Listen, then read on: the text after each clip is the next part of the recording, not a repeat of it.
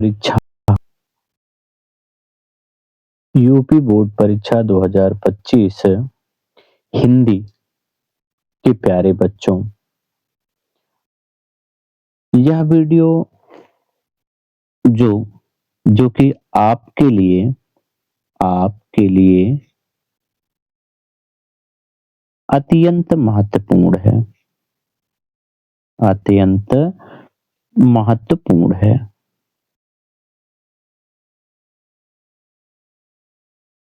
यह आपके लिए अत्यंत महत्वपूर्ण है। इसमें हम लोग 20 आपके ओएमआर ओएमआर के प्रश्न देखेंगे। कितने? 20 ओएमआर के प्रश्न देखेंगे जो कि आपकी बोर्ड परीक्षा जो कि आपकी बोर्ड परीक्षा बोर्ड परीक्षा 2026 के लिए अत्यंत महत्वपूर्ण है तथा तथा यह आपके यह आपकी प्री बोर्ड परीक्षा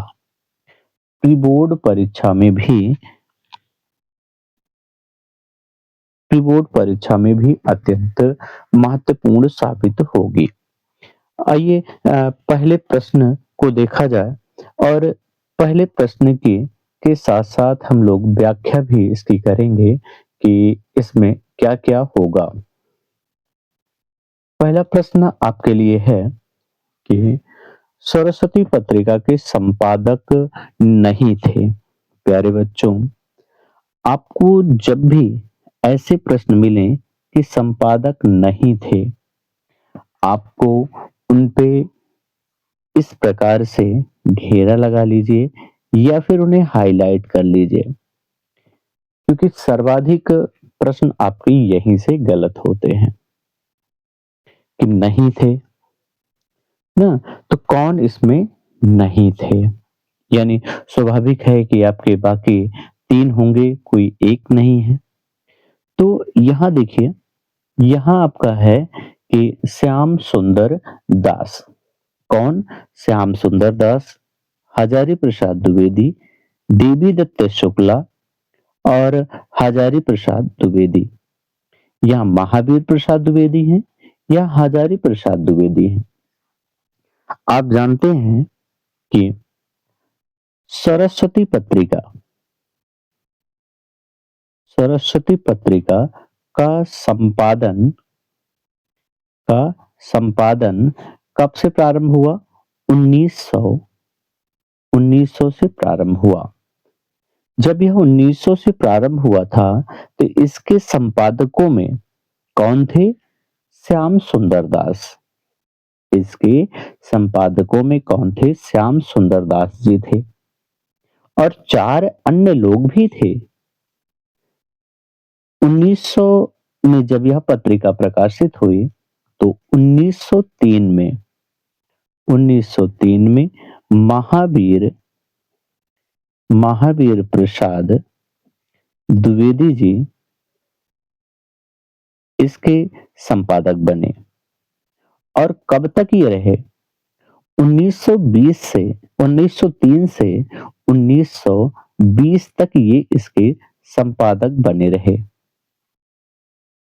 1920 तक इसके संपादक बने रहे। वहीं 1920 के बाद यदि कहा जाए 1920 के बाद यदि कहा जाए कि इसके संपादक कौन बने तो देवी दत्त शुक्ला देवी दत्त शुक्ला जी इसके संपादक बने। तो आप अब जान ही गए होंगे कि आपका आंसर क्या होगा। तो यहाँ पे आपका राइट आंसर होगा हजारी प्रसाद द्विवेदी। यही हजारी प्रसाद द्विवेदी इसमें नहीं थे। आइए दूसरे प्रश्न की ओर आगे बढ़ा जाए और देखा जाए कि आपका दूसरा प्रश्न कौन सा है। तो दूसरा प्रश्न आपका है कि भारतेंद्र युग के रचनाकार हैं। यानी भारतेंदु युग के रचनाकार कौन हैं, यह आपको बतानी है। तो आइए देखा जाए कि भारतेंदु युग के रचनाकार कौन हैं। आप जयशंकर प्रसाद को जानते हैं, ये किस युग के हैं? तो ये छायावाद के हैं। किस युग के हैं? छायावाद के। हरिवंश राय बच्चन किस युग के हैं?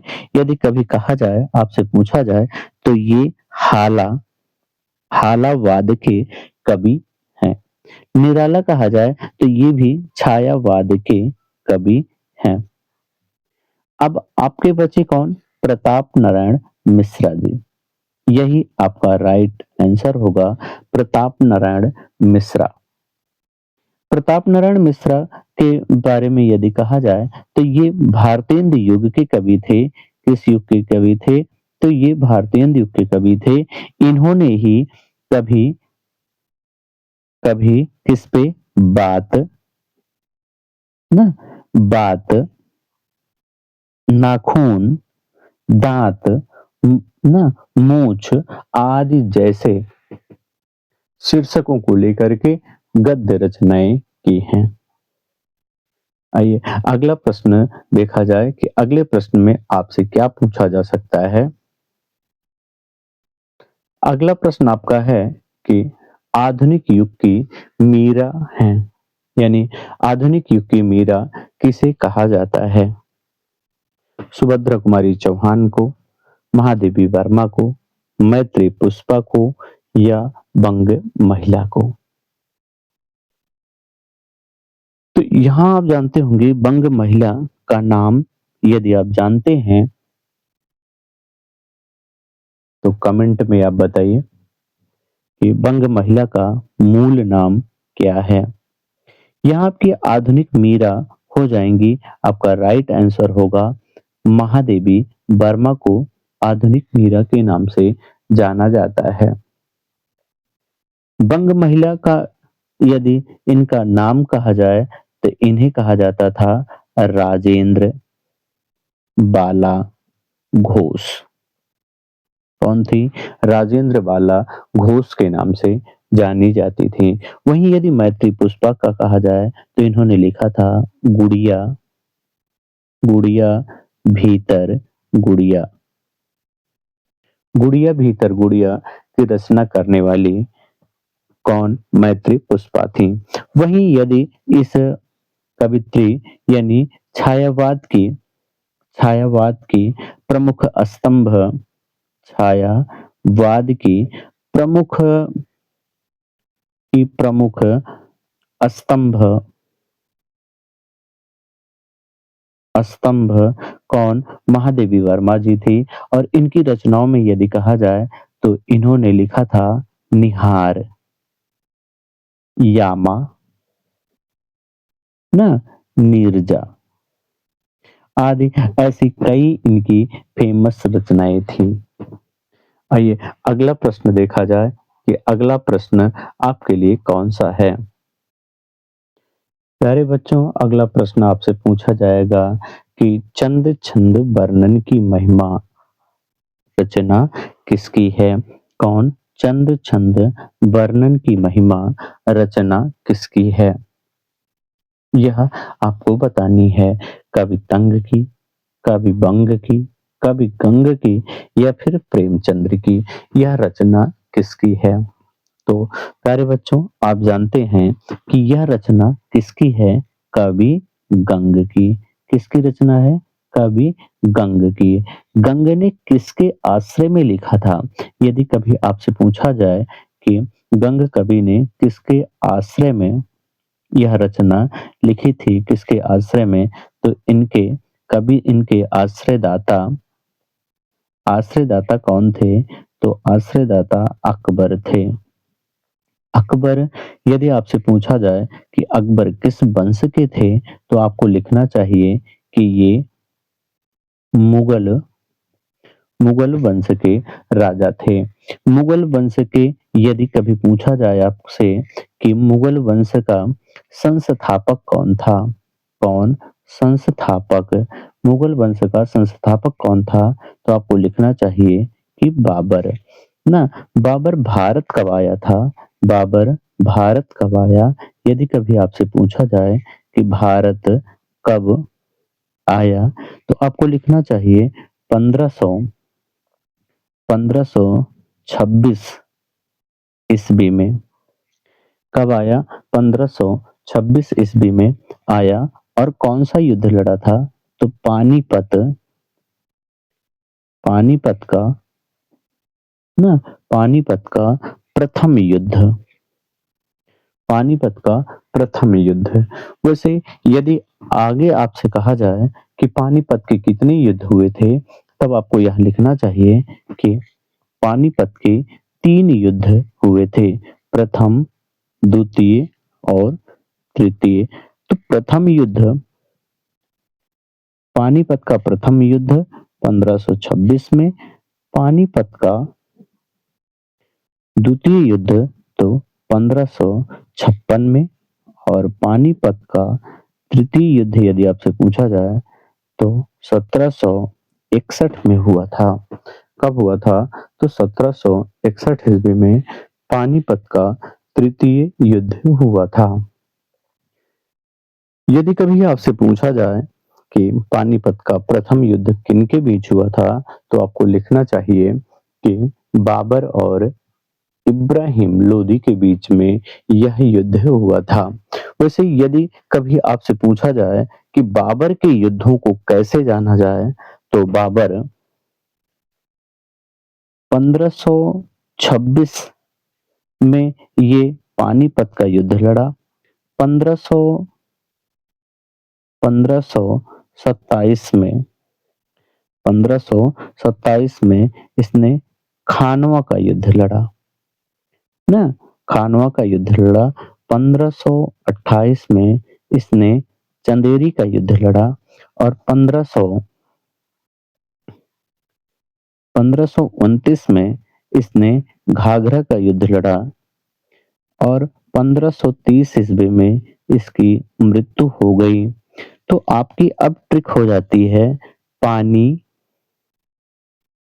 पानी खा, चल घर बस, चल घर बस। और बस में ही 1530 में ही इसकी मृत्यु हो गई थी। कब हुई थी? 1530 ईस्वी में इसकी मृत्यु हो गई थी। आइए अगला प्रश्न देखा जाए कि आपका अगला प्रश्न क्या होगा।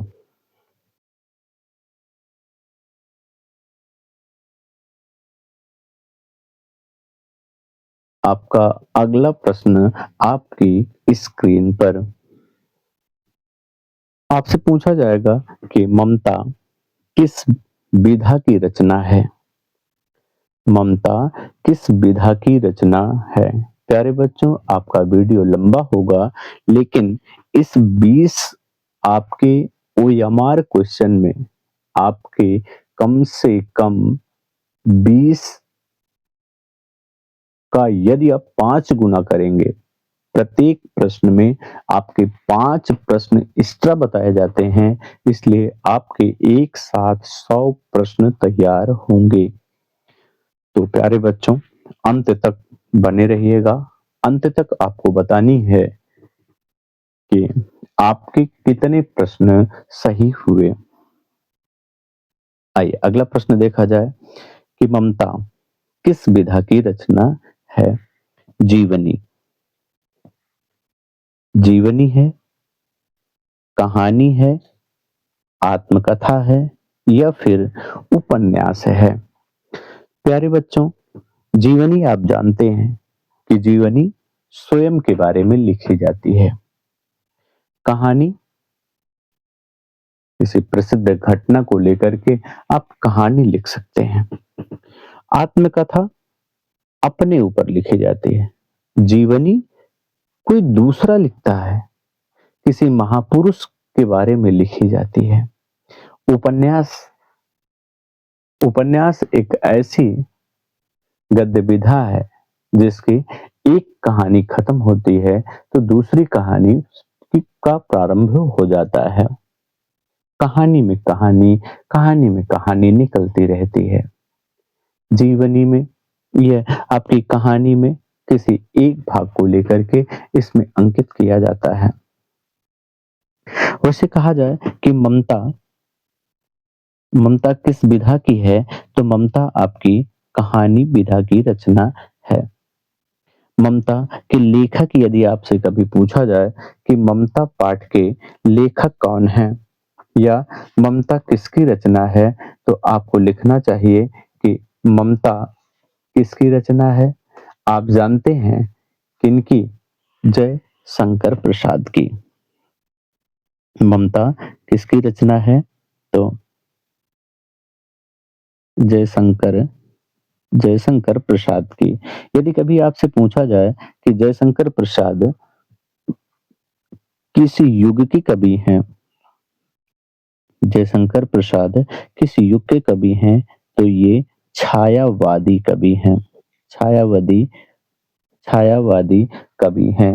यदि कभी आपसे पूछा जाए कि जयशंकर प्रसाद का जन्म कब हुआ था, इनका जन्म कब हुआ था, तो आपको लिखना चाहिए 1889 ईस्वी में इनका जन्म हुआ था। इनका जन्म कहाँ हुआ था, तब आपको लिखना चाहिए इनका जन्म काशी में हुआ था। कहाँ हुआ था? इनका जन्म काशी में हुआ था और इनके पिता का नाम देवी प्रसाद था। देवी प्रसाद था।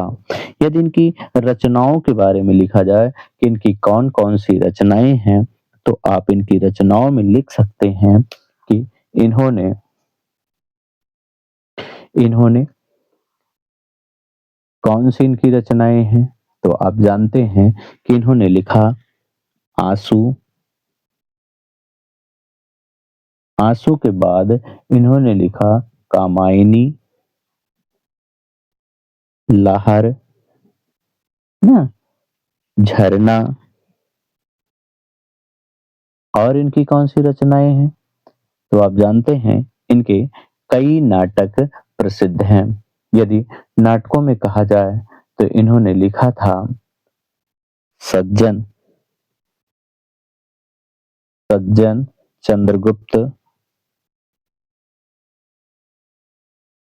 चंद्रगुप्त, चंद्रगुप्त के साथ साथ इन्होंने लिखा कौन सी? छाया, ना, छाया इनकी कहानी है। छाया कहानी के साथ साथ इन्होंने लिखा आंधी। आइए अगला प्रश्न देखा जाए कि आपके अगले प्रश्न कौन से हैं। अगला प्रश्न आपके सामने ये है, अत्याचार में उपसर्ग है, यानी अत्याचार में कौन सा उपसर्ग है। वैसे आप जानते हैं कि आ होगा, अति होगा, अत्य होगा या अत होगा, कौन सा उपसर्ग आपका होगा। वैसे आप जानते हैं कि उपसर्ग वह है जो जो शब्द के आगे जुड़ता है, जो शब्द के आगे जुड़ता है, आगे जुड़ करके वह अर्थ परिवर्तित कर देता है। वैसे यदि आपके लिए कहा जाए तो आपको चाहिए कि प्रत्येक की शानदार ट्रिक आपके YouTube चैनल पर, आपके इसी चैनल पर आशीष तिवारीपुर YouTube चैनल पर विद्यमान है। प्यारे बच्चों, आपको चाहिए कि अपने प्यारे मित्रों को भी शेयर कर लीजिए और यदि आप चैनल पर पहली बार आए हैं तो आप चैनल को सब्सक्राइब कर लीजिए। आइए इसमें देखा जाए कि आपका कौन सा प्रत्यय होगा, तो यहाँ आपका अति, कौन सा प्रत्यय होगा? अति प्रत्यय आपका होगा। वैसे आपके यहाँ ज्यादा प्रत्यय नहीं दिए गए हैं, आपको चाहिए कि प्रत्यय के लिए यह ट्रिक आप लिख लीजिए। और आपके यहाँ आने वाली समस्त जितने भी आपके उपसर्ग हैं, वो आपको प्राप्त हो जाएँगे। कौन-सा है? तो आपको लिखना है अभि, नु, पद्धति, पिक, पद्धति, दुकुनी, दुकुनी, बिन, भर, सा, सु। क्या? बिन भर सा सु। आइए एक-एक को तोड़ा जाए तो आपका हो जाएगा आ से आ, आभि, आनु, आव, ना? फिर क्या लिखेंगे आप? देखिए, यहाँ से फिर आप यहाँ आइए तो आपका हो जाएगा आप, आधी, आती। आप मिलाइए आभि, आनु, आव, आप, आधी, आती, ना? और यही यदि आप इसी से जोड़ेंगे तो ये हो जाएगा आपका उन, दु, कु, नि, बिन, भर, सा, सु।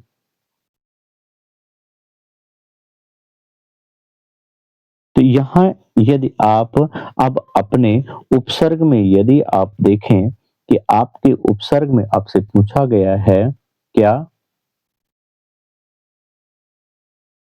अत्याचार,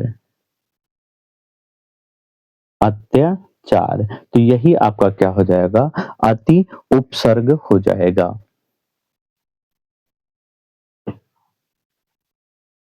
आइए अगला प्रश्न देखा जाए कि आपके लिए अगला प्रश्न कौन सा हो सकता है? तो आपसे पूछा जाएगा सपेरा। सपेरा में कौन सा प्रत्यय है? इसमें सपेरा, सपेरा में कौन सा प्रत्यय विद्यमान है?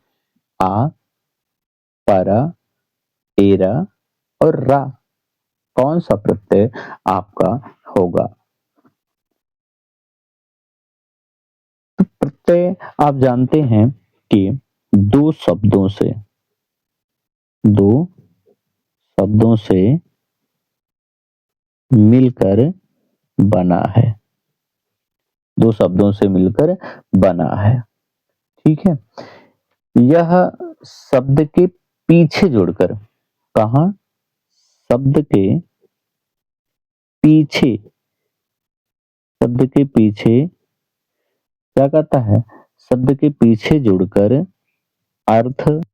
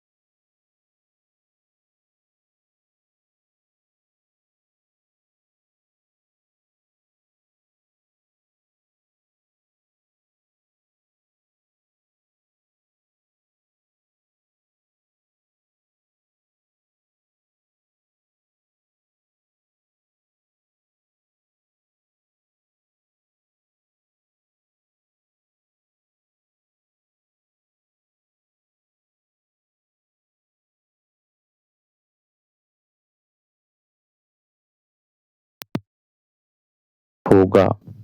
तो यहाँ आप देखेंगे कि वह घर गया का अनुवाद होगा कि सः गृहं गच्छति, वयं गृहं अगच्छति, तौ गृहं अगच्छति, या सभी। तो यहाँ आपका सही हो जाएगा कि सः गृहं अगच्छति। क्या हो जाएगा? सः गृहं अगच्छति। ये आपका यहाँ पे सही हो जाएगा। प्यारे बच्चों, इसी प्रकार का मॉडल पेपर प्रैक्टिस सेट आपके लिए भेजा जाएगा। आपको चाहिए कि अपने प्रिय मित्रों को भी शेयर कर लीजिए ताकि उनके भी सर्वाधिक अंक आ सके, और आप भी यदि चैनल पर पहली बार आए हैं तो चैनल को सब्सक्राइब कर लीजिए। बेल आइकन बेल आइकन दबा लीजिए, जिससे आपको सबसे पहले प्राप्त होती रहे। आशीष स्पेस तिवारीपुर।